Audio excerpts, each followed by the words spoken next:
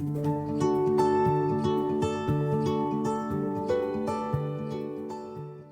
everyone and welcome back to BrickCats.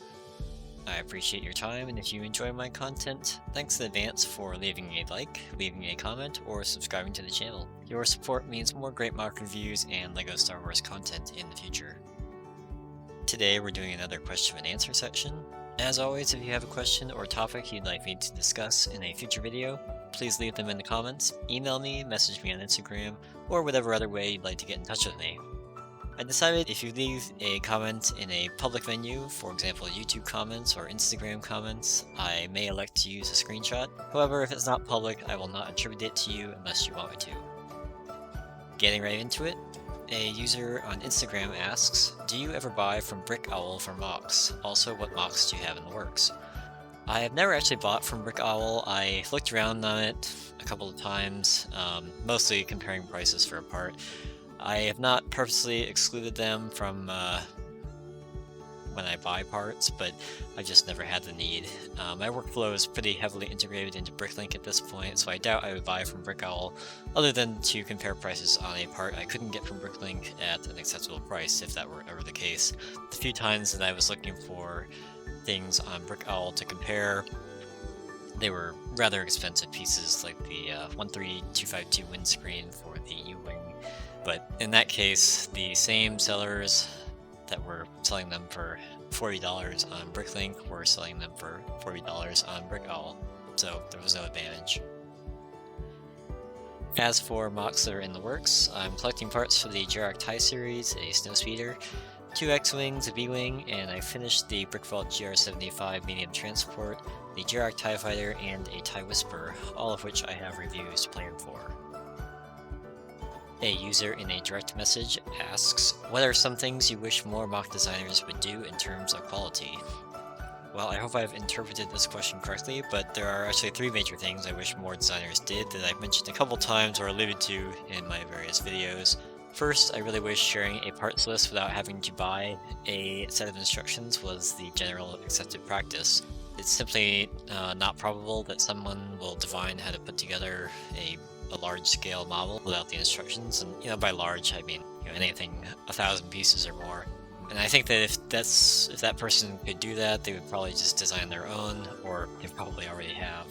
Obviously this is my opinion, but I know that I'm significantly more likely to buy instructions if I can look at the parts list ahead of time, or at least put it all in a wanted list to price it out, to get a rough idea how much this is going to cost me before I spend $15 or whatever on the instructions. Another thing I wish was more common was identifying parts that can be any color since they're hidden, or it simply doesn't matter. The designer Edge of Bricks actually does a really great job at this, and I really appreciate it. And I've really tried to make the color substitutions a significant part of my reviews. Last but not least, as this seems to be more common, although not universal, instructions with the parts you need to add in a step that are highlighted or outlined so you can see it are very helpful, especially in more complicated models. Liam Roberts asks, have you ever beat Minecraft? I have not actually ever played Minecraft. GangsterFruit asks, do you spend more money on your cats or on LEGO MOCs? Definitely my cats. The recurring costs of pet ownership don't really stop, whereas even the moderately sized MOC only happens every couple of weeks. GangsterFruit also asks, are you a gamer? Only in the casual sense. My favorite overall series is Civilization, although Civilization 6 or Civ 6 is a little old at this point, but my primary guilty pleasure game these days is World of Warships. Liam McHugh asks, so I've been following the design process of a particular Rebel ship, the GR75, for some time now, and it's being designed at the minifig scale. What are your thoughts of this ship, and do you think you would build it?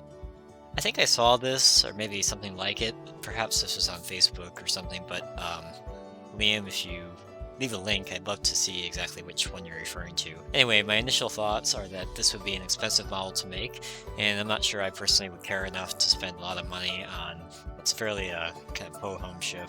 I'm sure the model will be an impressive piece of design, but as for me personally, I just don't really have that much interest in a minifig scale GR75. The other thing about scaling things up is that certain shapes, especially curved surfaces, again, this is just my opinion, I don't think they look that great in LEGO at larger scales. For example, Cave God's GR75 is massive. It's not quite minifig scale, but it's still pretty big. And looking at it, it's impressive, there's lots of detail, but I just prefer the smooth look of the slope pieces as opposed to this series of plates that are set at slight angles.